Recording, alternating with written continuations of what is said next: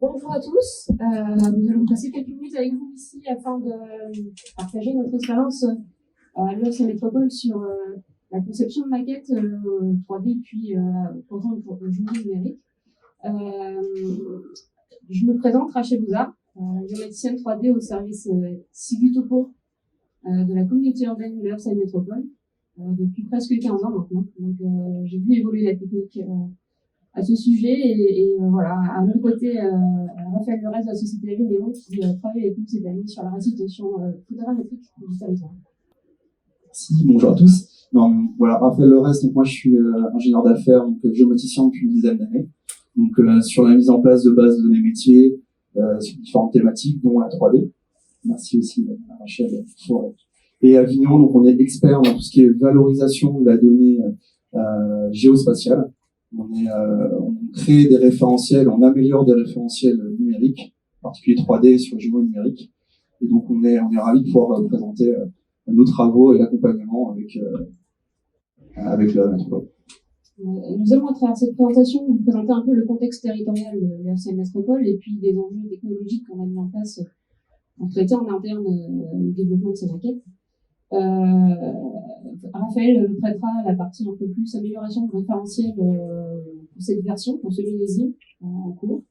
Et puis, on rebondira sur les usages et les modes de diffusion, un peu à l'instar, en allant dans la précision par rapport à la présentation précédente,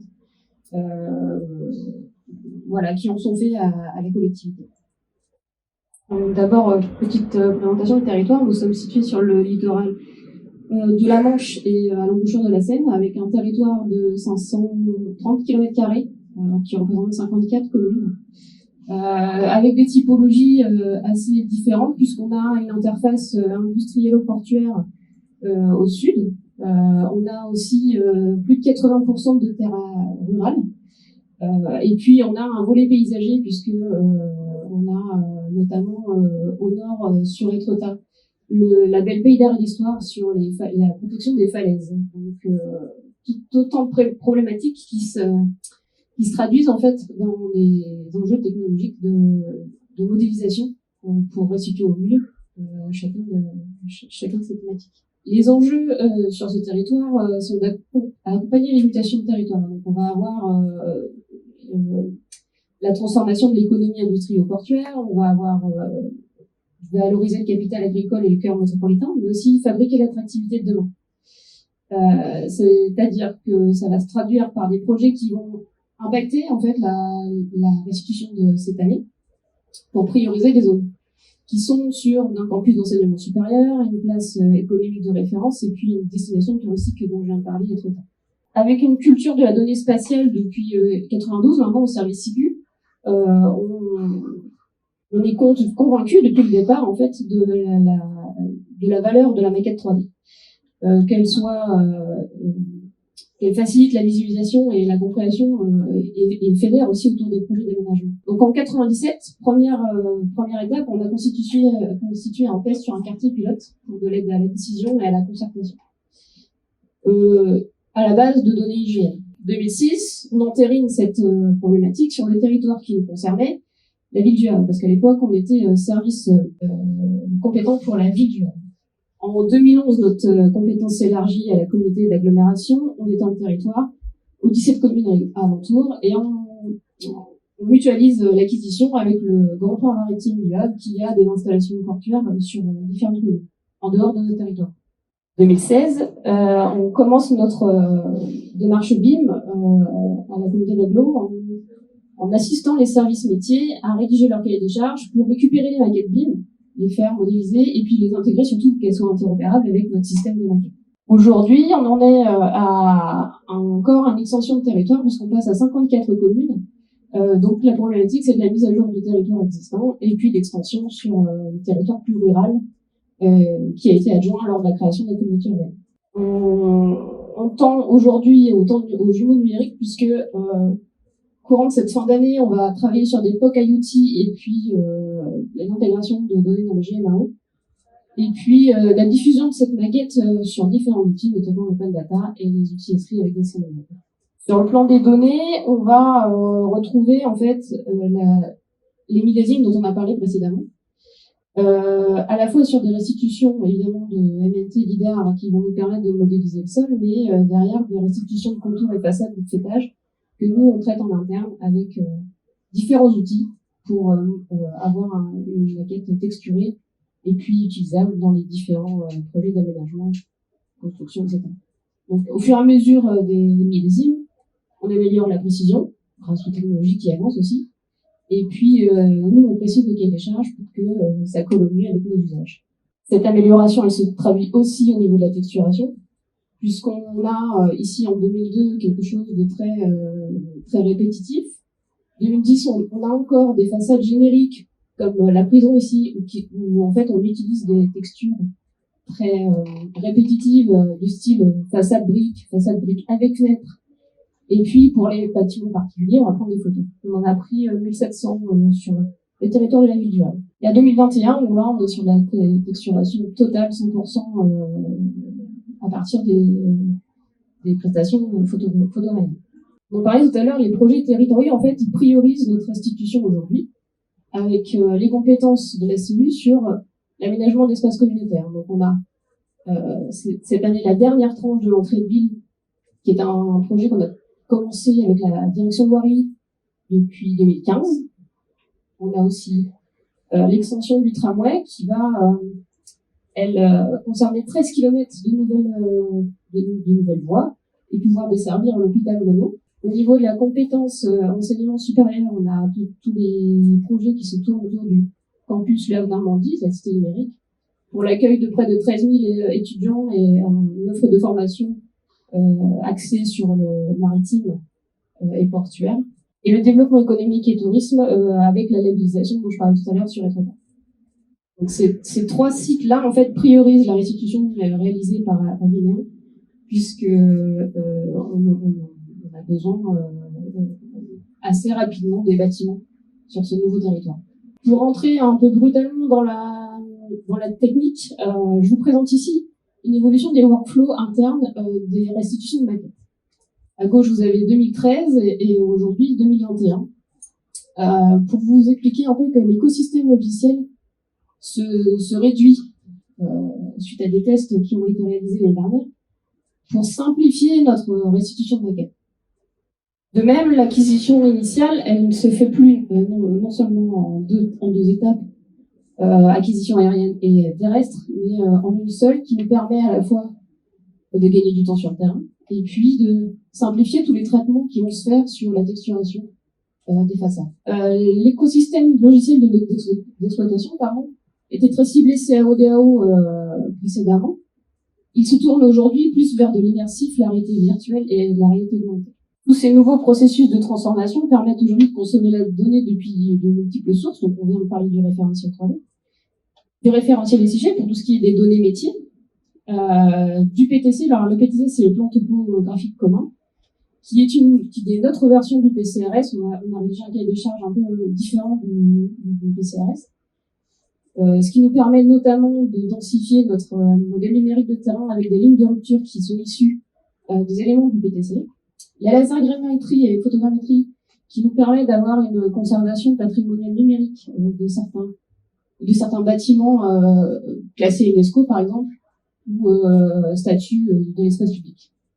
Et puis la volée BIM pour l'acquisition de tous les projets de construction récents à intégrer dans notre maquette qui nous permettent à la fois de préparer des POC avec la GMAO et puis densifier, en fait, qualifier notre référentiel.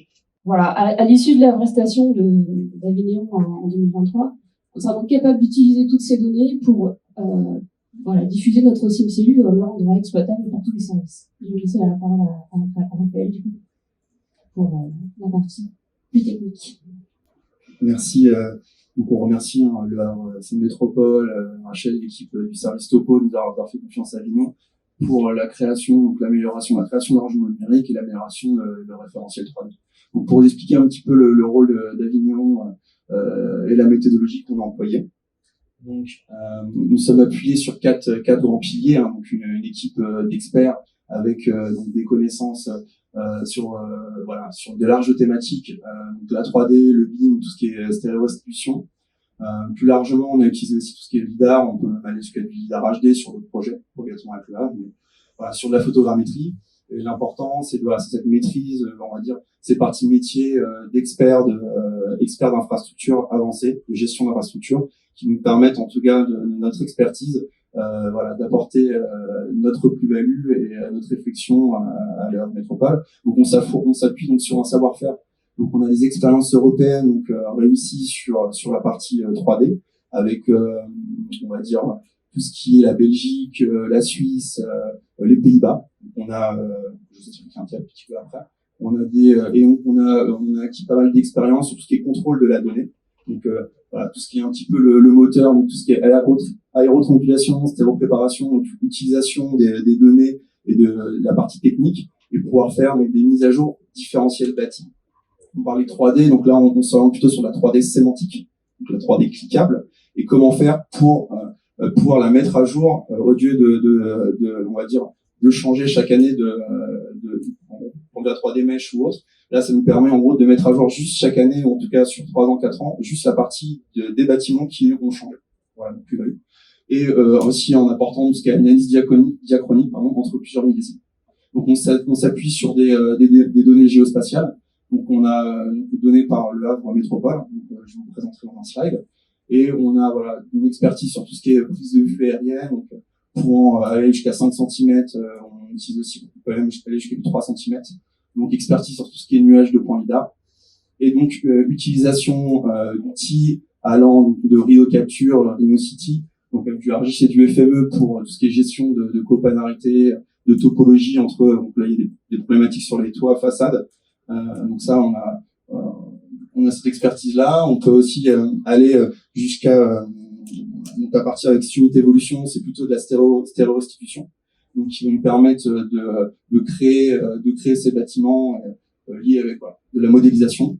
Et on va jusqu'à de l'IA, du deep learning, pour on va dire faire de la reconnaissance automatique de panneaux solaires ou de vitrines. On peut utiliser la façon, donc selon les métiers, ou en tout cas pour l'heure, ça a été sur cette thématique. Donc juste pour segmenter un petit peu notre accompagnement, donc sur nos points forts sur l'analyse des données et du référentiel. Donc on a repris et contrôlé toutes les données avec détection des décalages, correction allant de X, Y, Z, et sur toute la gestion de la topologie. Donc on a sur une partie mise à jour, donc comme je dis en différentiel bâti, donc on utilise la détection de changement. Donc le but du jeu, c'est au lieu de changer toute comme on a dit une 3D mesh ou autre, la 3D sémantique permet de faire une modification, de faire une mise à jour juste sur la partie des bâtiments qui ont été modifiés. Donc c'est une plus-value en temps et en façon économique aussi. Et ensuite donc la troisième phase, c'est sur la partie extension. Donc on a dû sur tout ce qui est modélisation en masse, comment faire pour essayer de gagner du temps et donc de l'argent sur cette partie de production du millésime et de l'étendre sur comme on a pu voir tout à l'heure sur la nouvelle partie du territoire. Et la dernière partie, c'est l'assurance qualité. Donc le but, c'est de pouvoir s'occuper de tout ce qui est inspection. Donc on utilise des méthodes manuelles et automatiques, je vous montrerai, et de pouvoir inspecter ces échantillons via différentes méthodes, dont le AQL, donc les niveaux de qualité et d'acceptabilité. Et donc on a des certifications sur cette partie méthodologie de contrôle. On travaille avec IGN et EDI sur différentes thématiques, et donc qui nous permet d'avoir cette fiabilité et d'assurer la qualité de nos données. Juste pour vous montrer quelques exemples, donc des données sources du projet de Le Havre. Donc on a tout le monde connaît, c'est pour que ce soit un peu plus visuel, la partie données lidar, qui nous a permis de faire des corrections sur le Z, sur la hauteur. Ensuite, tout ce qui est partie Nadira, qui nous a permis de créer nos projets de stéréo-restitution. On peut voir un exemple. Donc il y a la partie oblique qui nous permet, on va dire, image oblique qui nous permettrait complètement pour le Havre, mais de créer, on va dire, de la texturation pour ces maquettes. Et tout ce qui est toit et les topos qui nous permet, entre guillemets, d'aller dans le détail et de pouvoir créer ces façades et ces toits avec des niveaux plus ou moins détaillés, qui développent de point de vue. Donc pour la stéréo, c'est un exemple de vue anaglyphique 3D, qui sont un peu moins connus. Donc c'est vraiment notre plus-value sur la partie stéréo-restitution, où en fait on analyse des données, on peut aller sur des données ortho, par exemple à 5 cm, on va pouvoir aller jusqu'à du 2,5 cm voilà, c'est notre plus-value, et pouvoir faire des études et en tout cas aller un peu plus loin sur la donnée pour faire des corrections et amener nos compétences dessus. Donc juste pour vous expliquer un type de process sur la détection de changement, donc les différentes étapes. Donc on vérifie les écarts, donc tout ce qui est XYZ sur lié au lidar, et on utilise les données lidar et la toiture. Ensuite, il y a tout ce qui est vérification entre les toits existants. On utilise tout ce qui est photo aérienne, ortho, entre plusieurs millésimes, donc 2018 et 2016. Ensuite, on recale les toits à l'aide de points de contrôle saisis en stéréo. Je vous montrerai après. Et il y a une détection de changement, donc entre différentes dates du PVA. Donc en gros, on utilise des données vectorielles lidar et MNS. En fait, on va créer des points d'heatmap qui vont nous orienter pour qu'on fasse nos corrections manuelles. Donc, je vous présenterai après. Donc on utilise des méthodes automatisées et qui seront contrôlées manuellement pour garder une qualité sur nos données. Je sais pas si c'est très clair. En tout cas, et ensuite il y a la 5e étape, c'est une saisie, donc la saisie en stéréo-restitution en 3D, grâce à des lunettes et des souris 3D qui sont particulières.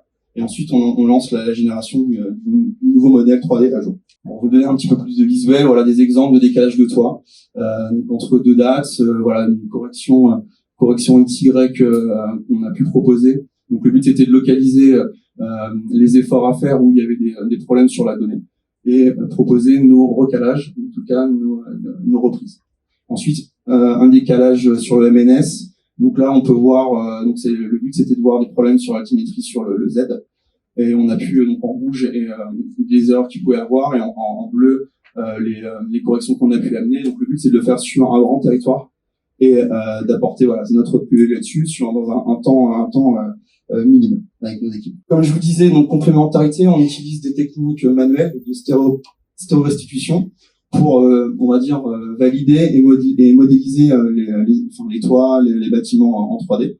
Et on utilise, on va dire, des méthodologies, donc une complémentarité entre méthodologies automatisées avec du deep learning, qui nous permettent en gros de détecter et de localiser les surfaces susceptibles d'être décalées.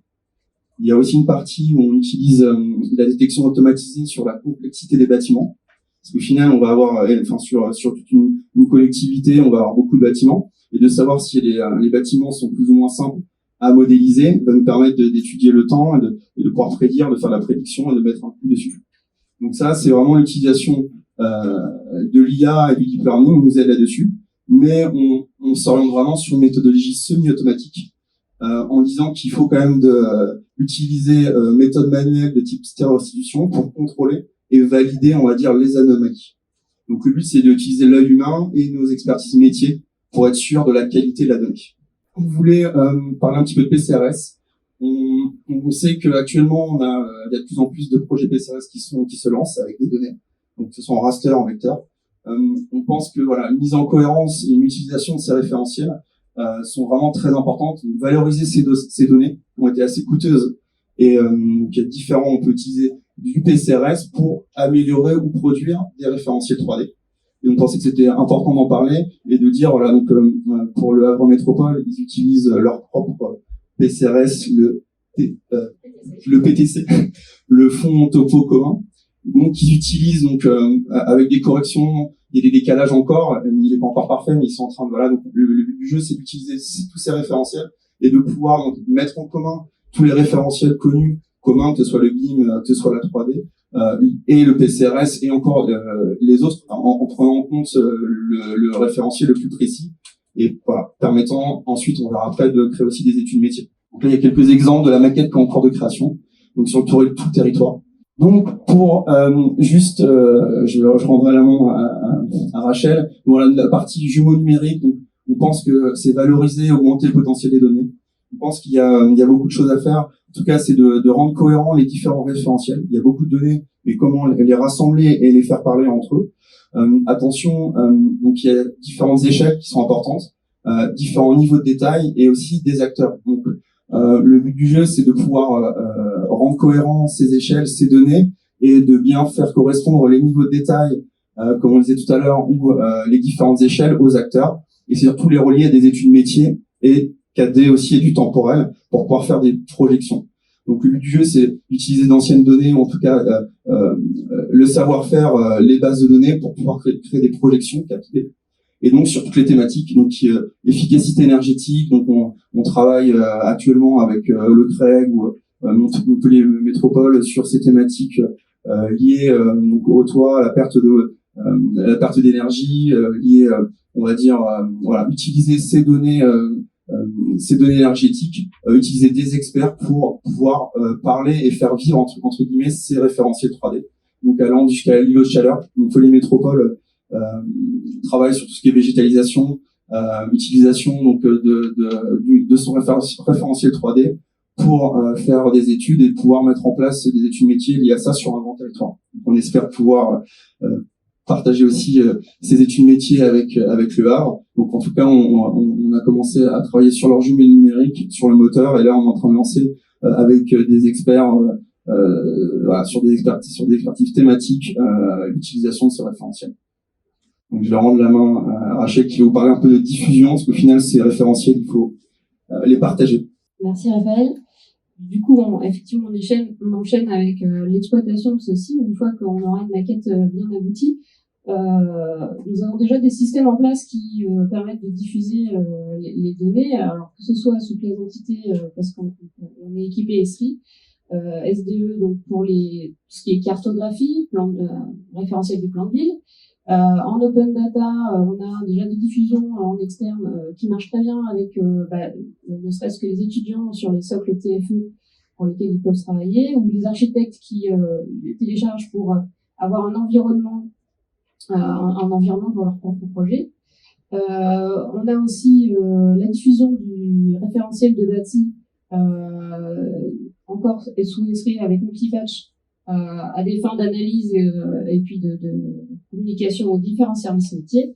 Et puis, pour ce qui est des prestations qu'on réalise nous-mêmes en interne au service SIGU, tout ce qui est présentation de visites virtuelles, films, panorama 360 images qui sont destinés à l'aide à la décision, concertation, communication et promotion du territoire. Donc, je vais vous montrer quelques petits exemples. Ici, pour la concertation, promotion du territoire, on va retrouver ici essentiellement des visites virtuelles et puis de la réalité augmentée avec ici un modèle BIM de projet de construction qui s'implante en centre-ville reconstruit, avec des questionnements sur l'impact de visibilité et l'impact d'ombrage. Donc ici, la possibilité de naviguer dans la maquette, et puis avec le slider de simuler n'importe quel horaire de n'importe quelle journée dans l'année.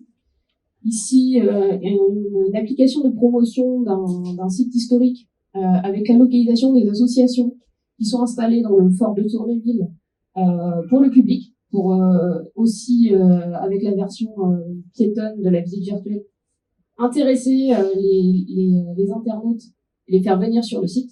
Donc là, c'est plus de la recherche promotion du site. La réalité augmentée, elle a sur le même site pour encore de la promotion. Et puis ici, une application plus interactive sur de la visite assistée d'une maison qui présente des équipements d'aide à domicile pour le maintien au domicile des seniors. Côté compréhension de territoire, on va avoir des analyses spatiales et explorateurs 3D qui se couplent avec le SIG. Donc ici, des isochrones. Dans combien de temps je parcours à pied ou en mode multimodal pour accéder à mon cœur de quartier. Ici, des représentations de zones de bruit sur des axes ferroviaires ou des grands axes routiers. Ici, la représentation de la thermographie, par exemple. Rapidement, un outil de participation citoyenne qui est en ligne depuis 2016 et qui a été financé par le FEDER, 3D.lemétropole.fr. Alors, elle concerne que les territoires de l'ex-CODA, parce que notre maquette est encore en cours de construction, on ne peut pas le faire comme ça. Il dispose d'un outil de concertation où on peut présenter un projet, le commenter, voilà, dire ce qu'on en pense.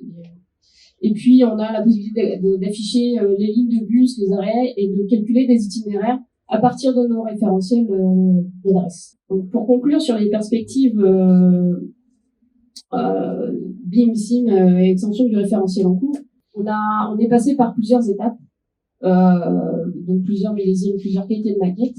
On a aussi développé un partenariat à un moment avec Autodesk pour justement développer cette possibilité de consommer du BIM dans nos outils, anticiper aujourd'hui notre structure, notre nomenclature pour dans le futur travailler sur la GMAO à partir de ces maquettes. Voilà. Pour terminer, donc pour conclure, si notre parcours technologique, en fait, il nous situe aujourd'hui un peu à toutes les strates de cette infographie. On a parlé du sol, on a parlé des bâtiments, des infrastructures avec toutes les solutions métiers, et puis les relevés patrimoniaux. Aujourd'hui, on est à un POC en cette fin d'année sur le stade Océane pour implanter des capteurs IoT sur la qualité de l'air et le bruit qui vont se terminer l'année prochaine en phase projet. Au niveau de la mutualisation des informations métiers, on est sur surtout des données de la voirie en fait justement pour compléter notre jumeau numérique. Et puis l'année prochaine, je terminerai avec ça. Un projet d'AMO sur le BIM, puisque aujourd'hui on a des démarches qui sont très individuelles dans chaque direction, dans chaque service. Sur l'acquisition de BIM, on n'a pas de nomenclature homogène. Donc le but, c'est que l'AMO de l'année prochaine puisse nous mettre un cadre sur une nomenclature, une charte, qui puisse surtout nous proposer une plateforme d'échange de structures pérennes, puisque on a un territoire assez large, et que les maquettes BIM arrivent déjà depuis quelques années, et qu'elles sont toutes différentes et pas exploitables forcément pour de la GMAO derrière, à l'instar de la démarche IoT.